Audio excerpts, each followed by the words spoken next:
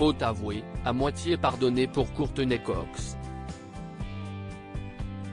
L'actrice, inoubliable pour son rôle de Monica Geller dans la série culte des années 90 Friends, était l'invitée ce mardi 7 mars du podcast américain Los Angeles Beauty Podcast, une émission spécialisée sur la beauté et le maquillage tenue par deux journalistes américaines.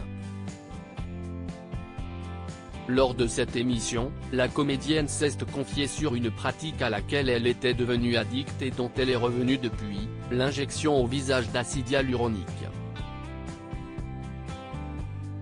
Durant de nombreuses années, au grand dam des fans, la star de la saga Scream usait et abusait de ce procédé, qu'elle qualifie aujourd'hui de son plus grand regret en matière de beauté. Si est un effet domino. Tu ne réalises pas que tu as l'air un peu décalé, alors tu continues d'en faire plus, parce que pour toi, tu as l'air normal, a confié la mère de Coco, avant de continuer sa pensée, tu te regardes dans la glace et tu te dis oh ça rend bien sans te rendre compte de l'image que tu renvoies aux autres. Lorsqu'elle a réalisé être allée trop loin, la star a décidé de se faire retirer ses injections. Dieu merci, elles sont amovibles, a-t-elle déclaré. J'ai beaucoup foiré, mais heureusement maintenant, j'ai pu renverser la situation. Sur son approche de la vieillesse, l'ex-partenaire de jeu de Jennifer Aniston et Lisa Kudrow a reconnu qu'elle avait une mauvaise image de la situation, penser que l'on devient vieux, alors qu'on est encore jeune, si est-il vraiment décevant, une perte de temps a-t-elle reconnu.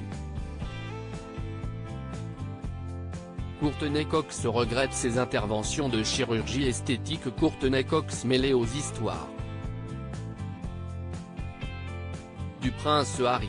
Si la star a beaucoup fait parler d'elle à propos de la chirurgie esthétique, ce n'est pas le seul sujet sur lequel elle a fait l'actualité depuis ce début d'année 2023.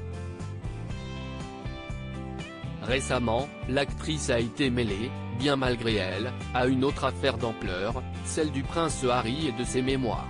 Citée dans le livre pour avoir hébergé le prince chez elle lors d'une soirée à New York, où des champignons hallucinogènes étaient aussi de la partie selon le duc de Sussex, la star de cinéma et de télévision américaine a démenti les propos du fils de Charles III, reconnaissant l'avoir bel et bien hébergé, mais réfutant la partie de l'histoire sur les champignons.